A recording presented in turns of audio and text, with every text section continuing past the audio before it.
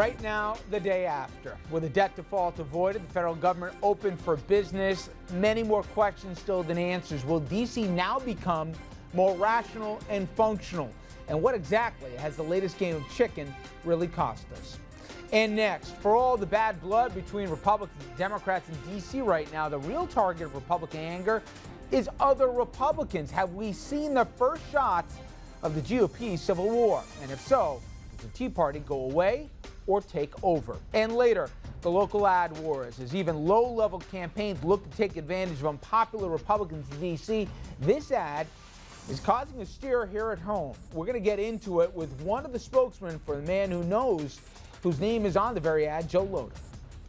Good evening, everybody, and welcome to RFL. I'm Richard French, and thank you so much for joining us this Thursday evening, October 17th. Well, it took 16 days, an estimated $4.8 billion out of the economy, but tonight, federal government is back up and running, and Uncle Sam can still borrow cash, enough at least to pay the nation's bills. So tonight, as I said, it is the day after, as Americans scratch their heads and wonder what the heck just happened and exactly for what.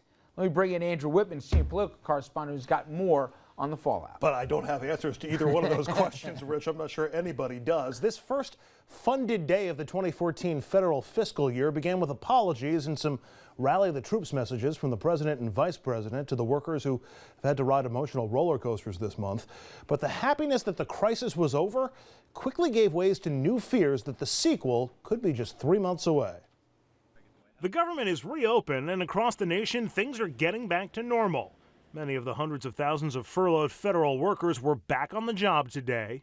I'm excited. I need to help people. That's my job is. We have a lot of school districts that probably need our help.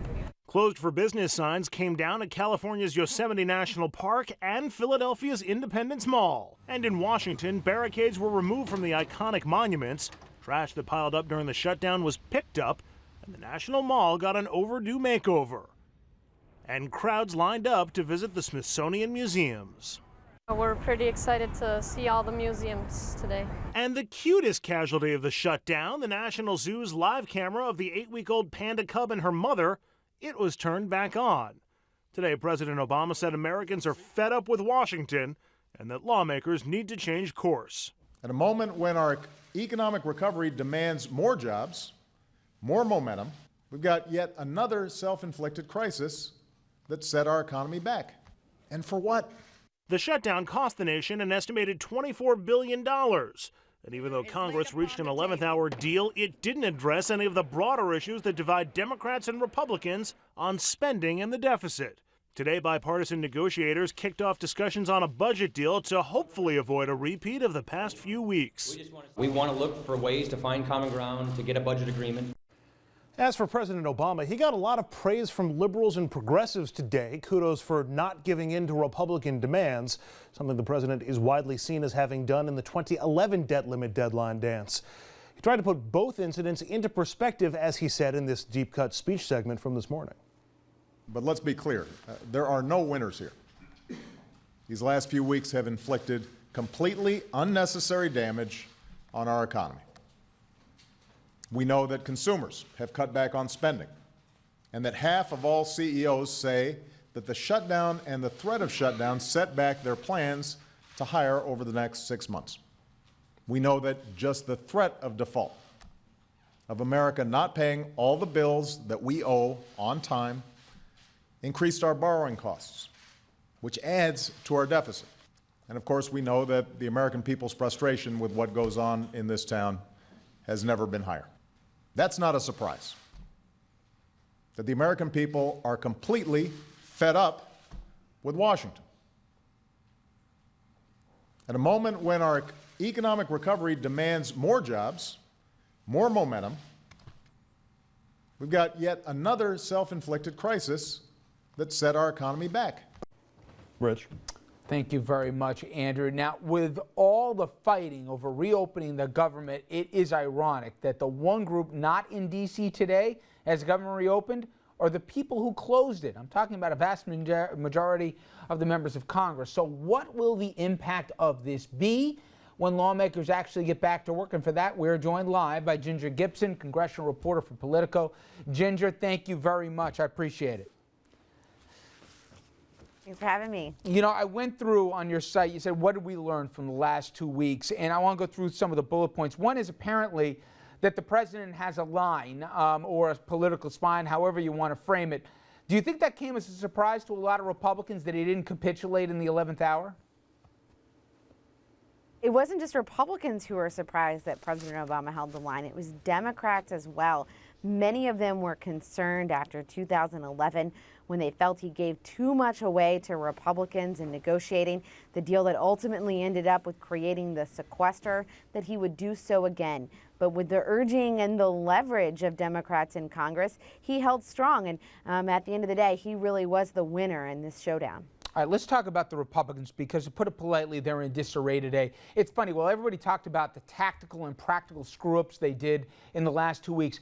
Man, did they blow an opportunity with the really crummy rollout of Obamacare. They had 2 weeks where they could have just taken this president to task, and instead, with all the infighting, choosing targets that were impossible to attain here, they got to be kicking themselves over not just the political damage they did, but also opportunities lost. Minority Leader Nancy Pelosi said today that maybe they should have picked a different date to roll out the Obamacare exchanges because no one was paying attention to what she said was a really great program. But President Obama can probably be really grateful. Republicans were very critical of the glitches in the system that we've seen in the last few weeks, but most people weren't paying attention. There was so much other news going on with the shutdown that Republicans really missed an opportunity to try to capitalize on those problems. Now, in the next couple of weeks, as the shutdown's over, members of Congress have gone home, the House isn't back until Tuesday, they might have a little more opportunity to try to make sure the American people know those problems are there, but really missed an opportunity to try to call attention to what they say are systemic problems with the system represented on the website. Jenna, you mentioned the president being a winner out of this. I'm curious, Ted Cruz, while some will do a knee-jerk and say, oh, the guy, the biggest loser of all, it wasn't lost, at least on me, that he decided to have his impromptu press conference at the very moment where Mitch McConnell had the floor in the Senate. He took them to task. He called it complete surrender what they did. At the end of the day, is he, Mike Lee, and other Tea Party folks in the Senate and the House, have they been emboldened by the last 2 weeks, or have they been marginalized? We've heard a lot of back and forth in the Republican Party about who really pulled out on top. And one Republican lawmaker said all of this benefited those who raise money in the Republican Party off of this. But there's a strong case to be made that Ted Cruz walks away a winner as well. His influence, his clout has increased. He is the leader of his movement. But at the same time, his national polling numbers have dropped. So as one strategist put it to me, if he's running to be president of the Tea Party, he's in a better place. If he's running to be president of the country, he might not have done so well for himself. All right, next to the question that is obviously the most practical one. We're looking at January and February. We got the two deadlines. We didn't solve anything. We just pushed it down the road.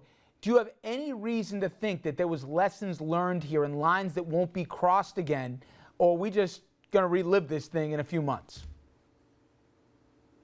I have a little bit of optimism that there were some lessons learned in the last 16 days, predominantly from Republicans who saw poll numbers drop and the pressure put on them not to have a shutdown drag on any longer, that they're going to be less encouraged to enter that type of situation again. We also saw this morning what might be a long shot, but maybe the only shot to have some type of deal hammered out. The Budget Conference Committee met this morning for the first time, and they're the ones that are going to be tasked as a result of this deal of trying to come up with a long-term plan with budget numbers that can be used for the rest of the year and an ability to avert another one of these shutdown debt ceiling fights again in January and February. Somebody drew short straws to be on that committee. Finally, let me ask you, does the president, I know we talked about immigration reform, does he have a better chance than he did 2 weeks ago to actually have a second-term agenda with something meaningful here? Or, my gosh, just to keep the government open or to reopen it or not to go over the debt cliff, it took all the political capital he had. Is he better off than he was 2 weeks ago in terms of actually getting stuff done before he waves adieu to Pennsylvania Avenue?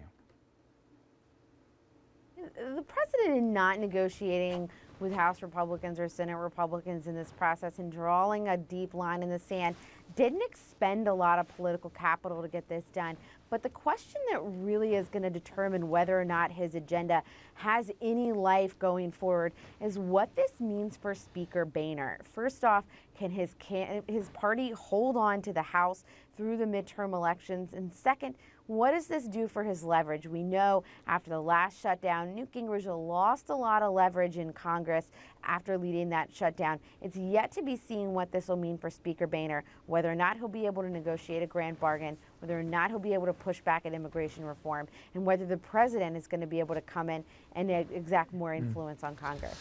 Well, it looks, at least for better or worse for the poor guy, that he's going to keep his job. There doesn't seem to be a coup in the works here to take over the speakership, maybe because nobody wants it. Ginger, I appreciate a few minutes. Thank you so much. Thank you for having me. All right, everybody. We're going to have much more on not just the shutdown and the debt deals, but also where we go from here. And did the Grand Ole Party kind of make some decisions about where they want to go, both as a party here and also with an agenda going forward? We're going to talk about the topic that we're asking you to sound off at all as well here. With this whole fallout of what went on the last 2 weeks, will the Tea Party lose or gain clout in Washington? You heard Ginger's answer about the future of one Ted Cruz. Up next, though, we're going to talk dollars and cents, economic impact of what went down and what could happen going forward. RFL, straight ahead.